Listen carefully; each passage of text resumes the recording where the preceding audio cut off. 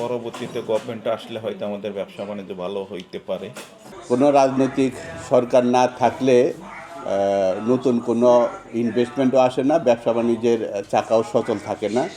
এই গভর্নমেন্টের প্রধান দায়িত্ব হলো এখন নির্বাচনটা করে তারা চলে যাবে, আর সবাই অপেক্ষা আছে ইলেকশনের পরে একটা ডেভেলপমেন্ট ঘটবে। আমাদের ব্যবসা তো খুবই খারাপ। ভিসা জটিলতা, রাজনৈতিক অস্থিরতা আর অর্থনৈতিক দুরবস্থার কারণে ব্যাপক হারে কমেছে খোলা বাজারে ডলার বিক্রি। সংশ্লিষ্ট প্রতিষ্ঠানগুলোর হিসেবে বছর ব্যবধানে তা নেমেছে অর্ধেকেরও নিচে। অনেকেই হিমশিম খাচ্ছে কেন্দ্রীয় ব্যাংকের শর্ত পরিপালনে। ফলে ভরা মৌসুমেও কঠিন হয়ে পড়ছে ব্যবসা চালানো। প্রতিদিন হাজার হাজার লোক যেত, 5,000-এর উপরে সময় ছিল, একদিন 4,000-5,000 লোকও যাইতো। সেখানে এখন তো মনে করেন প্রতিদিন 400-500 যায় কিনা তাও সন্দেহ আছে, তারও কম যায়। তো সেই হিসেবে তো একটু এফেক্ট পড়েই, কারণ যারা চিকিৎসার জন্য যাইতো কেউ 2,000, কেউ 1,000, কেউ 3,000 এরকম ডলার তো নিত, তো সেটা তো এখন নিতেছে না। আর একটা এফেক্ট তো আছেই, এর কারণ তো এফেক্ট হবে, এটাই স্বাভাবিক। আর বিশেষ করে ভারতের লোক যাওয়ার কারণে আমরা তো ইনভেস্ট করতে পারতেছি না। ইনভেস্ট না করার কারণে আমাদের কোঠা পূরণ করতে কষ্ট হইতেছে। আমাদের সরকার যে $5 লাখ একটা দিছে, কোঠা দিচ্ছে, ওই $5 লাখ কোঠা তার পূরণ করা কঠিন হয়ে যেতেছে এই মুহূর্তে। তো সরকারের নক করা উচিত, কিন্তু এখন তো সব কিছুই তালমাতাল, আপনারা বুঝতেছেন। কখন কি হয়, কখন কি হইতেছে আমরা কেউ কিছু বুঝতে পারতেছি না।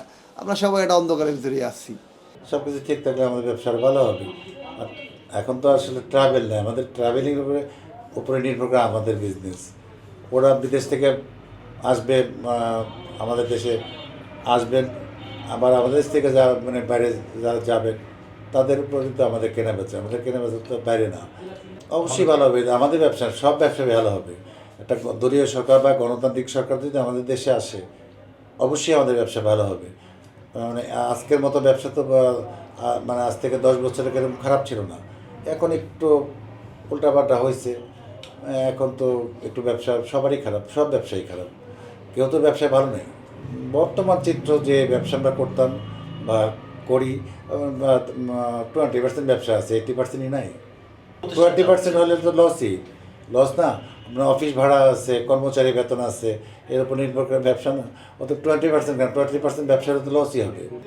প্রত্যেক মানুষেরই তো অফিস ভাড়া আছে, কর্মচারী আছে, নিজের খরচ আছে, কারেন্ট আছে, পানি আছে, এগুলো এটার উপর নির্ভর করে না। আমাদের ব্যবসা তো খুবই খারাপ। আমাদের ব্যবসা হচ্ছে ট্রাভেল বেসড। তো সেক্ষেত্রে আমাদের বিজনেসের প্রায় 50% হচ্ছে ভারতের কাস্টমার। তো ইন্ডিয়াতে এখন হচ্ছে ট্যুরিস্ট ভিসা একেবারেই বন্ধ। কিছু মেডিকেল ভিসা পাচ্ছে, সেটা খুবই কম। তো চিকিৎসার জন্য তো হিউজ টাকা লাগে, অনেক ডলার লাগে। তো আমাদের অলমোস্ট 50% ইন্ডিয়ান ব্যবসাটা একেবারেই বন্ধ। তাছাড়া থাইল্যান্ডের ভিসার জটিলতা আছে, মালয়েশিয়ার ভিসার জটিলতা আছে। কোনো রাজনৈতিক সরকার না থাকলে নতুন কোনো ইনভেস্টমেন্টও আসে না, ব্যবসা বাণিজ্যের চাকাও সচল থাকে না। তদ্রূপ আমরা এই মানি এক্সচেঞ্জ ওগুলো একই অবস্থার সম্মুখীন হচ্ছি। এর মধ্যে আবার অতিরিক্ত সমস্যা হিসেবে উপস্থাপন হয়েছে যে বিভিন্ন দেশ থেকে আমাদের ভিসা জটিলতা সৃষ্টি হয়েছে, বিশেষ করে দুবাই, পার্শ্ববর্তী দেশ ইন্ডিয়া এবং অন্যান্য দেশগুলোতে ভিসার জটিলতা শুরু হয়েছে। মূলত ক্যাশ ডলারগুলো কেনাবেচা হয় ওই পাবলিকের কাছে, আমরা গ্রহণও করি পাবলিকের কাছ থেকে, বিক্রিও করি পাবলিকের কাছ থেকে।